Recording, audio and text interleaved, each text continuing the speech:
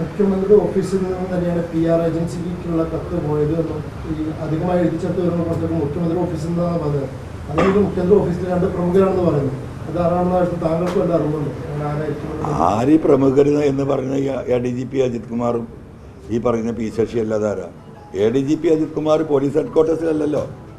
മുക്കാഭാഗം സമയം എവിടെയാ? ഈ ശശിൻ്റെ ക്യാബിനിലാണ്. അവരായിരിക്കും. അങ്ങനെ അതിനെ പറ്റി കാണാൻ പറ്റുള്ളൂ. ഇതെല്ലാം ഒപ്പിക്കുന്ന അവരല്ലേ. അപ്പോൾ ഇതും അവരല്ലാതെ വേറെ ആരും ഒപ്പിക്കാനാ? ഇനി വേറെ ആരും ഉണ്ടോയെന്നുള്ളത് അന്വേഷിക്കുന്നത് ഇപ്പം അന്വേഷണമൊന്നുമില്ലല്ലോ. അവർക്ക് ക്ലീൻ ചീറ്റ് കൊടുത്തു കഴിഞ്ഞല്ലോ. പെട്ടെന്ന് ക്ലീൻ ചീറ്റ് കൊടുക്കണം. ഇപ്പോൾ ഇന്നലെ 3 അന്വേഷണം പറഞ്ഞു. ഇൻ്റലിജൻസ് അന്വേഷണം നടക്കും. ഈ ഇൻ്റലിജൻസ് ADGPയുടെ കീഴിലാണ് ആര്? ഈ അങ്കിത് അശോകൻ. ഈ പൂരം കലക്കാൻ ADGP ഏൽപ്പിച്ച വ്യക്തി ഇവിടുന്ന് ട്രാൻസ്ഫർ ചെയ്ത് പോയിട്ട് ഇപ്പോൾ ഇരിക്കുന്നത് ഇൻ്റലിജൻസിലാണ്. ഈ ADGPയുടെ താഴെയാണ് ഈ അങ്കിത് അശോകൻ. ഈ അങ്കിത് അശോകനാണ് ഇനിയിപ്പോൾ എന്ത് മുഖ്യമന്ത്രി പറഞ്ഞ 3 അന്വേഷണത്തിൽ ഒരു അന്വേഷണം എന്താ? ഗൂഢാലോചന. ആ ഗൂഢാലോചന അന്വേഷിക്കുന്നത് ഈ അങ്കിത് അശോകനാണ്. ഷാറല്ലേ?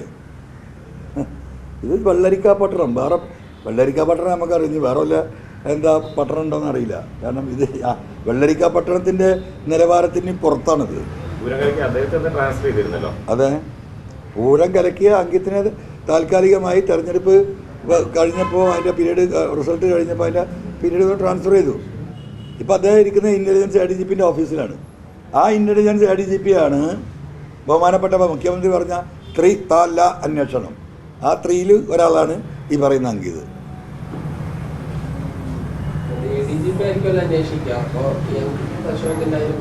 ADGP തൃശ്ശൂർ അങ്ങാടി കൂടെ തെണ്ടിയിടുന്നത് അന്വേഷിക്കുമല്ലോ.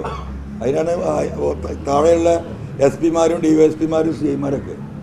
അപ്പോൾ ഈ വിഷയം നേരിട്ട് അന്വേഷിച്ച് ADGPക്ക് റിപ്പോർട്ട് കൊടുക്കുക. ആ ടീമിനെ ആരാ നിയന്ത്രിക്കുക? ഗൂഢാലോചനയുടെ ഈ അങ്കിത് അശോകൻ. പക്ഷെ അറിയില്ലേ?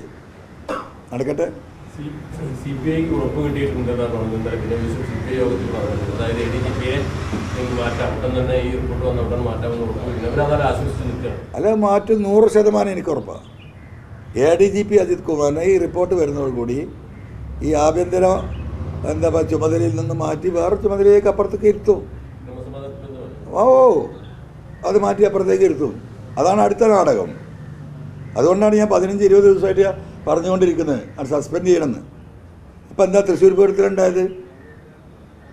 ജനങ്ങൾ സമ്മർദ്ദം ചെലുമ്പോൾ പെട്ടെന്ന് DGPയോട് വീണ്ടും അന്വേഷണം നടത്താൻ പറഞ്ഞു. വീണ്ടും ഈ DGP അന്വേഷിക്കുന്നു.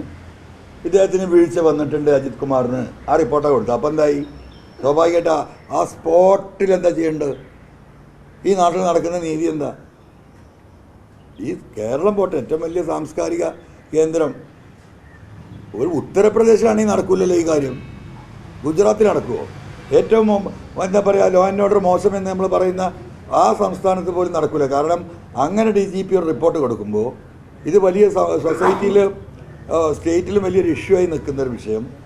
ഒരു പാർട്ടിക്ക് ഒരു സീറ്റ് ഉണ്ടാക്കി കൊടുക്കാൻ വേണ്ടി കള്ളക്കളി നടത്തി എന്നതാണ് അദ്ദേഹത്തിൻ്റെ പേരിൽ ആരോപിച്ചിട്ടുള്ള കുറ്റം. ചെറുതല്ല. അങ്ങനെ കുറ്റാരോപിതനായ ADGPയെ DGP പെട്ടെന്ന് അന്വേഷിക്കാൻ CMൻ്റെ ഓഫീസിൽ നിന്ന് പറയുന്നു. DGP അന്വേഷിക്കുന്നു. അദ്ദേഹത്തിന് വീഴ്ചയുണ്ടായി എന്ന റിപ്പോർട്ട് കൊടുക്കുന്നു. അപ്പോൾ എന്താ പറയുക? അതവിടെ കേട്ടെ. ഇനി അതിനെപ്പറ്റി വലിയൊരു അന്വേഷണം നടത്തുക. ഈ നാടകം തുടരട്ടെ.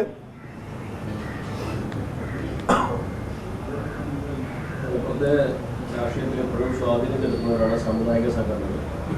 അവർ ഈ ഒരു വിവാദ വിഷയം ഉണ്ടായതിനു ശേഷം അവരുമായി സംസാരിച്ചിട്ടുണ്ട്. അവരുടെ പിന്തുണ ഞാനൊരു രാഷ്ട്രീയ നേതാവുമായും ഒരു സാമൂഹിക നേതാവുമായും ഒരു സാംസ്കാരിക നേതാവുമായും ഒരു പെയിൻ ആൻഡ് പാലിയേറ്റീവ് നേതാവുമായിട്ടൊന്നും ഞാൻ സംസാരിച്ചു. ഞാനിങ്ങനെ നിങ്ങളെ മുന്നിൽ ജനങ്ങളോട് ഇങ്ങനെ സംസാരിച്ചുകൊണ്ടിരിക്കുന്നു. അതിൽ ഈ പറയപ്പെട്ട മനുഷ്യരൊക്കെ പെടുന്നത് കേൾക്കുന്നവരെ ഞാൻ പബ്ലിക്കായിട്ട് ഈ 3.5 കോടി ജനങ്ങളോട് സംസാരിച്ചുകൊണ്ടിരിക്കുന്നു. വ്യക്തിപരമായിട്ട് ഒരാളോട് ഞാൻ സംസാരിച്ചിട്ടില്ല.